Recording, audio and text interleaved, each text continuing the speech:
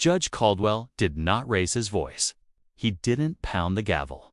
He didn't issue another warning. He simply looked up, met the defendant's eyes, and said the words that froze the room. "Marshals, remove him." Now? What followed happened faster than anyone expected. 2 U.S. Marshals moved immediately, stepping in before the sentence had fully landed. No debate, no hesitation.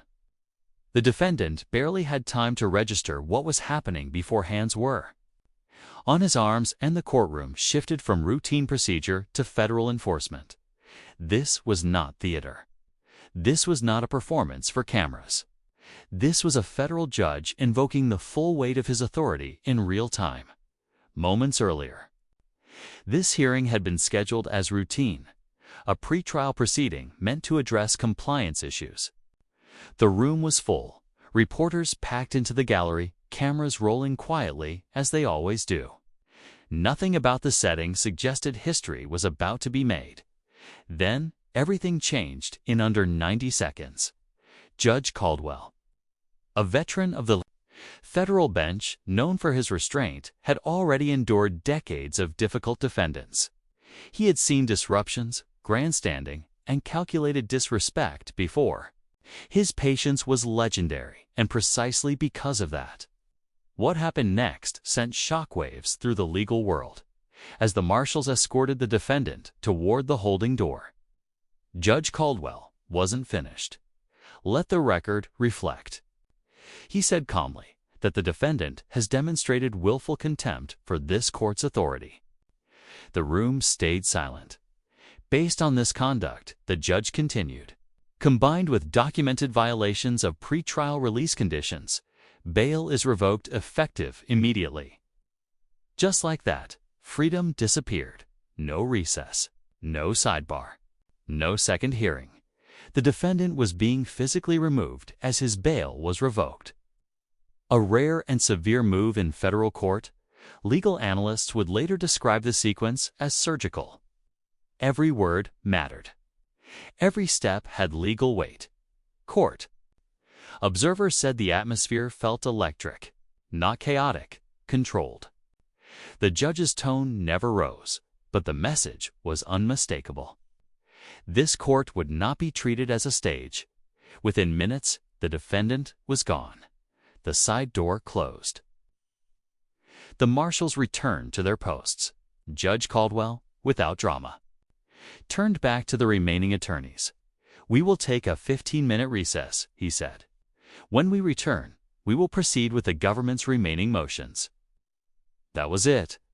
But what had just happened wasn't just removal. It was a declaration.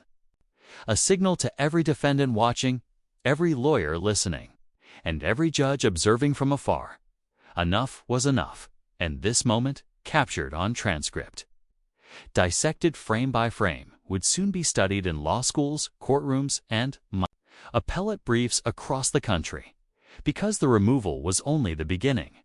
The real shock came with what followed next. The confrontation didn't come out of nowhere. From the moment the defendant entered the courtroom that morning, tension was visible. According to multiple observers, he refused to acknowledge the judge, whispered loudly to his legal team, and appeared to smirk during procedural statements. Subtle gestures, but in a federal courtroom, subtlety matters. Judge Caldwell proceeded. Anyway, at 10:17 a.m., the hearing formally began. The judge moved through preliminary matters before turning to the issue that had brought everyone there. The defendant's compliance with pretrial release conditions. That's when it happened. Mid-sentence. The defendant interrupted. Not a clarification. Not an objection through counsel. A direct interruption. "This court has no authority over me," the defendant said, according to reporters present. "I don't recognize this proceeding." The courtroom went dead quiet. Judge Caldwell paused. He looked at the defendant and offered exactly one opportunity to correct course. "You will conduct yourself with respect for this court," the judge said evenly, "or there will be immediate consequences. One warning. One chance." The defendant didn't take it. Instead, he turned toward the gallery and made a dismissive gesture toward the bench. A deliberate act meant to undermine the court's authority in front of cameras and spectators. That was the line. Judge Caldwell's demeanor changed instantly. Not louder, not angrier. "Colder, Marshals," he said. "Remove this individual from my courtroom immediately."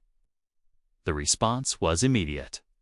The Marshals were already positioned near the side entrance, a detail that would later prove significant. They moved in, taking hold of the defendant as he continued speaking, still trying to assert control even as it slipped away. Witnesses say the defendant protested while being escorted, insisting he was being silenced. It didn't matter.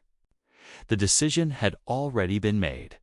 But what made this moment extraordinary wasn't just the removal, it was what Judge Caldwell did next, as the Marshals flanked the defendant. The judge continued speaking for the record, documenting the conduct in real time. Every word was deliberate. Every phrase built a foundation. The judge wasn't reacting emotionally. He was completing a legal process. By the time the defendant reached the holding door, Judge Caldwell had already laid out the justification for what was coming next, and that justification went far beyond a single outburst. This wasn't about disrespect alone. It was about a pattern, and that pattern had been building for weeks. The bail revocation stunned even seasoned court watchers. Federal judges do not revoke bail lightly. Pre-trial detention is one of the most serious decisions a court can make, and it typically follows a separate hearing, extensive argument, and formal findings. Judge Caldwell did it in real time. As the defendant was being removed, the judge cited documented violations already in the court record, missed check-ins with pretrial services, alleged contact with witnesses despite a no-contact order, and social media activity that prosecutors argued amounted to intimidation. This wasn't new information. Court documents show that pretrial services had filed 2 formal notices of noncompliance in the previous month alone. The defendant had missed 3 scheduled check-ins. Warnings had already been issued. Latitude had already been extended. That latitude expired the moment the defendant challenged the court's authority. Within the hour, Judge Caldwell filed a written order revoking bail. The language was striking. The defendant has demonstrated a fundamental unwillingness to comply with the conditions of release, the order stated, and has shown contempt for the judicial process itself. Continued liberty poses an unacceptable risk to the integrity of these proceedings. Legal analysts immediately noted the precision of the order. This wasn't improvised. The documentation was extensive. The citations were specific. Sources familiar with the case say prosecutors had been building toward bail revocation for weeks. Screenshots of social media posts had already been submitted, including posts referencing individuals believed to be cooperating witnesses, identified by initials, accompanied by language prosecutors described as thinly veiled threats.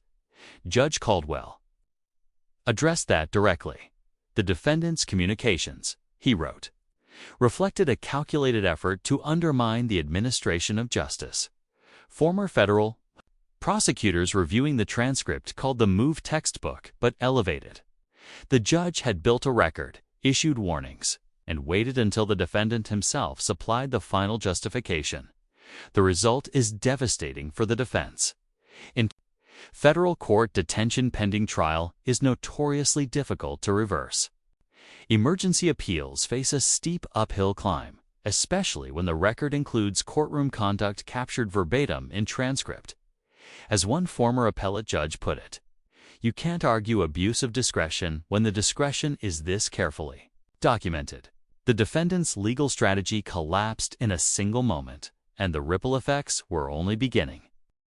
To understand why Judge Caldwell acted so decisively, you have to go back months. This confrontation was not spontaneous.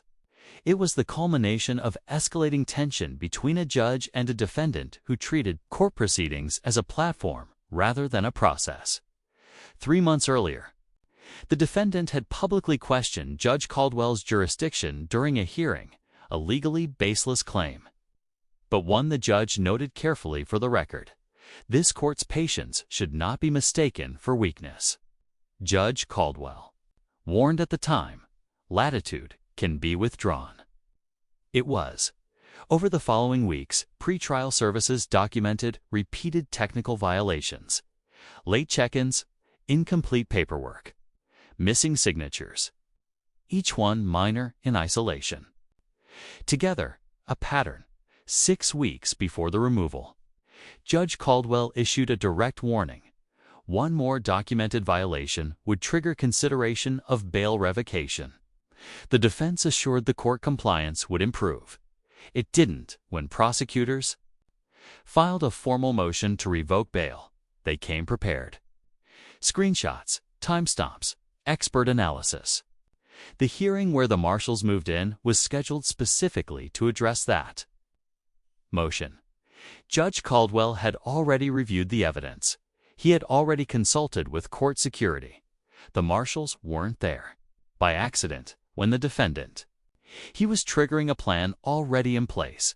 As one retired federal judge later said, "This is what preparation looks like." Legal scholars are calling this a watershed moment, not because defendants have never been removed before. They have. But because Judge Caldwell combined immediate removal with bail revocation in a single, controlled sequence backed by weeks of documentation. Historically, courts separated those actions. Judge Caldwell collapsed them lawfully. The implications are massive. Defense attorneys nationwide are already warning clients. Federal court is not a stage. Judges will act, and records matter. As one former public defender put it, there's zealous advocacy and then there's self-destruction. This was the latter.